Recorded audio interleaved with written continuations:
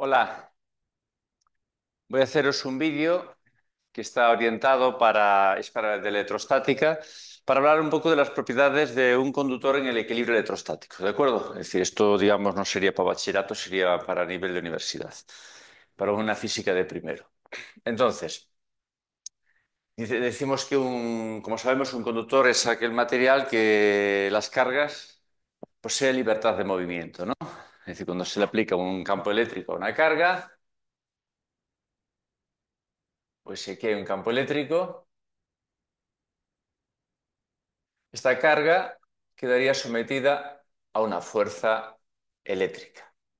Vale, los conductores, las cargas libres son los electrones de valencia, ¿de acuerdo? Que tienen libertad de movimiento. Aunque a veces nos podemos imaginar cuerpos cargados positivamente, eh, pero en general, cuando hay una corriente eléctrica, se debe a los electrones.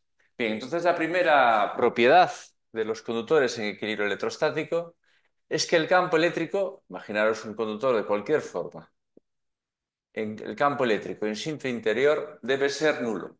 ¿Por qué? Por lo que he dicho antes. Si no fuese nulo, existiría movimiento de cargas en el conductor. ¿De acuerdo? Por lo tanto, esto es lo esencial en electrostática, la propiedad esencial a partir de la cual podemos decir que la carga solo está en la superficie exterior del conductor. En efecto, vamos a imaginarnos ese conductor y vamos a aplicar el teorema de Gauss. Tenéis en otro vídeo cómo se llegaba al teorema, es decir, cómo a partir del teorema de Gauss con la integral podíamos llegar superficie Gauss, la carga encerrada entre S y en su cero. Vale, entonces imaginaros que cogemos aquí una superficie Gauss cualquiera, esto que estoy indicando en color rojo.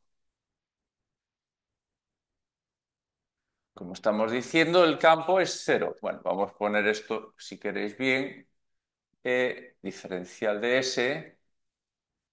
Vamos a dejarlo así. Extendida la integral a toda esta superficie gaussiana. Decimos Q sería la carga encerrada en esa superficie gaussiana. Esto tenéis que pensar que es un volumen, ¿de acuerdo? Como decimos que el campo eléctrico es nulo en su interior, esta integral es nula. Luego entonces esto es igual a cero.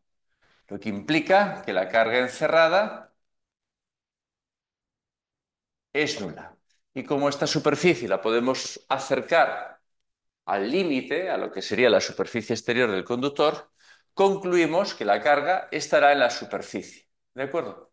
Imaginaros que estuviese cargado positivamente. Pues la carga estaría ahí en la superficie. ¿Vale? Bien. Alguien podría preguntarse qué pasa si el conductor es hueco. Bueno, si el conductor es hueco, podríamos pensar que hay carga en la superficie, digamos, esto sería la parte del conductor, esto que rayamos aquí.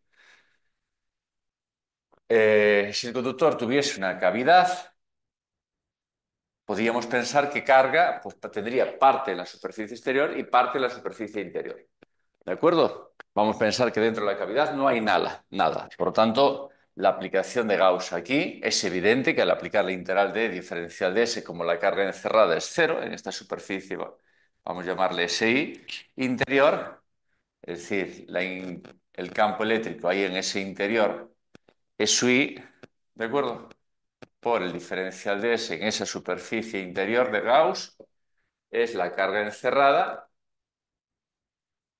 Como no hemos puesto nada, ahí no hay campo, ¿de acuerdo? Por lo tanto, tampoco va a haber carga. Es evidente que si consideramos aquí otra superficie, el campo eléctrico en su interior es nulo.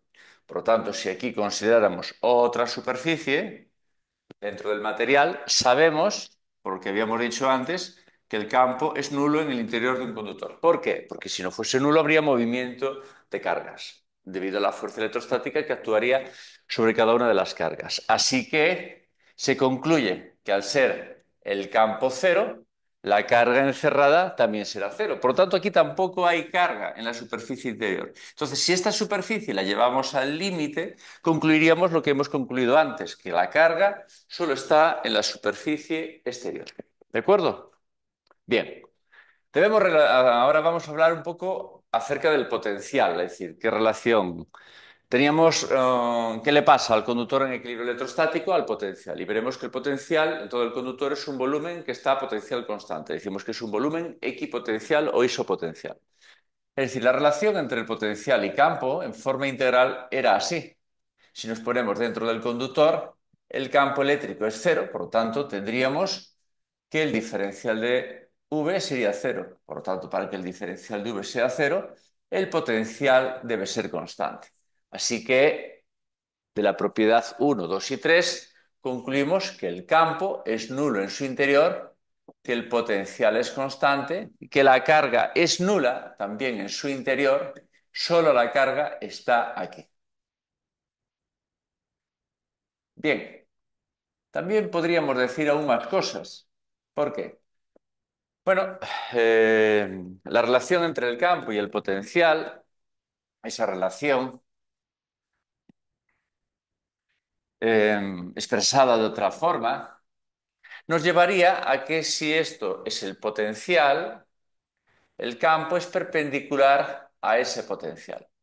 También podríamos verlo, de que si el campo, si aquí hubiese una componente tangencial, arrastraría esas cargas con un movimiento a lo largo de la superficie. Por lo tanto, como está en equilibrio electrostático, no puede ser. Así que lo único que puede ocurrir es que el campo sea perpendicular a la superficie del conductor.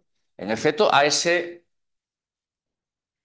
superficie equipotencial de potencial constante.